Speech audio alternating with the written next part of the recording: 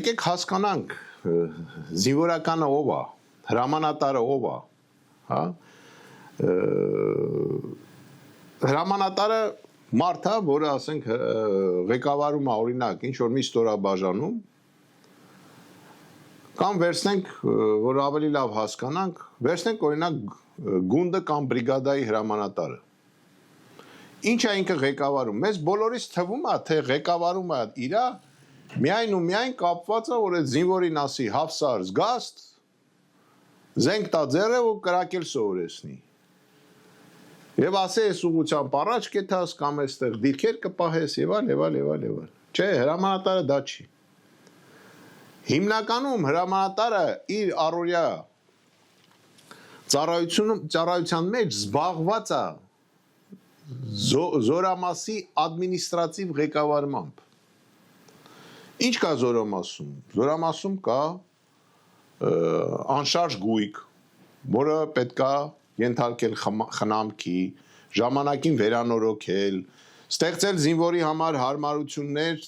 զինծառայողների համար հարմարություններ, որ նրանք կարողանան այդ տարածքում ծառայեն։ Զինվորին պետքա կերակրեն, դա պետքա կազմակերպեն։ Կներեք, զինվորին նույնիսկ զուգարան պետքա սարքեն։ Դա պատրաստի ղեկավար է։ Ինչու է տարբերվում քաղաքը, ասեմ ձեզ, քաղաքապետը պատասխան չի տալի քաղաքացին ինչ պետք է հաց ուտի, ասում է գնա փող աշխատի, հաց կեր։ Հələ մի հատ էլ բան արա։ Մեզի մուծի։ Հարկեր մուծի, որ ես ելնեմ քաղաքապետ աշխատավարձ ստանամ։ Զորամասի հրամանատարը այդպես չի։ Ասեմ, ամեն ինչ կա այդ զորամասում, հոսանք կա, որը պետք է սպասարկվի, եւ դա կազմակերպում է հրամանատարությունը, շտաբը։ Կապի միջոցներ կա, որ պետք է կապը ապահովի, այդ թվում ներքին կապը։ Ինչ որ կա քաղաքում, կոպիտ եմ ասում, նա կա զորամասում։ Եվ հրամանատարը պատրաստի ղեկավարը։ Ինչի զորամասի հրամանատարը, կամ ինչի հրամանատարը, կամ ինչի գնդապետը կարող է լինել եւ պետք է լինի երկրի քաղաքապետ կամ մարզպետ, չգիտեմ, պետք է լինի։ Ինչի համար, որտեվ իր մեջ ավելի լավ է արդարության, ասեմ, բանը զարգացած այդ զգացմունքները, քան ասենք այն այսօրվա այդ թափտպուկների մոտ։ Ինչի համար։ Դու չես կարող անարդար վերաբերվես քո զինվորին։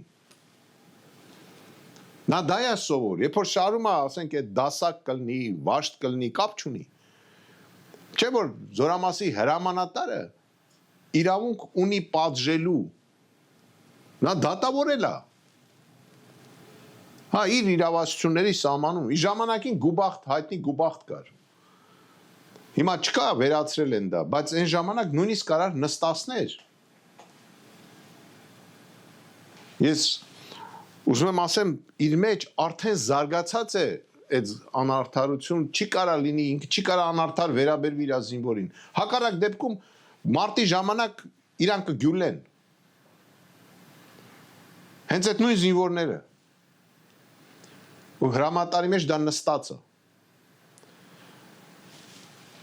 Ի վերջո, պան Ղուշյան, եկեք աշխարհի փորձը մի հատ բերանայինք։ Էզեն Խաուրը, հիշենք այսօրվա ղեկավարներին, Ամերիկայի մի քանի ղեկավար են եղել, որոնք զինվորականներ են եղել։ Եկեք այսօրվա աշխարհի ղեկավարներին մի հատ նայենք։ Մեր մոտ ահավոր է։ Մեր մոտ գեներալին կամ զինվորականին տանում են, դատում են։ Հա? Դատավորը բանակում չի ծառայ։ Ու ինքը նստում է, պետք է որոշի։ Այդ զինվորականը լավ զինվորական է, թե վատ զինվորական է։ Երբ որ ես խորհրդականը ես առաջարկեցի տրիբունալ, ռազմական տրիբունալ սարքել, որ այդ տրիբունալի անդամները լինեն զինվորական։ Որտեղ զինվորականը կարա հասկանա սպայի որոշումը ու քննարկի իր հետ այդ որոշման ճշտությունը կամ ճիշտը կամ սխալը չեմ իմանում։ Զինվորականը գիտի ունի զինվորական կրթություն։ Իսկ մեր մոտ դատավորը նշանակում բանակում չի ծառայ, ասում են դնում են, ասենք գեներալ են դատում, տանում 3-4 տարի պահում են։ 3-4 տարում երևի մեկը կողքից ասում է, որ սխալ է, մեկ էլ բաց են թողում։